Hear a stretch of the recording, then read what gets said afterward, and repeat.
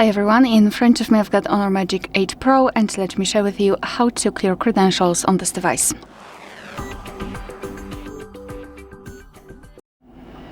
So let's start with opening the settings, and here we have to scroll and find security and privacy.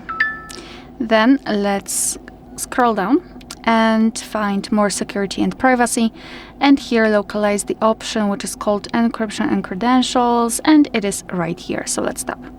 Now let's tap on delete all credentials and tap on delete to confirm.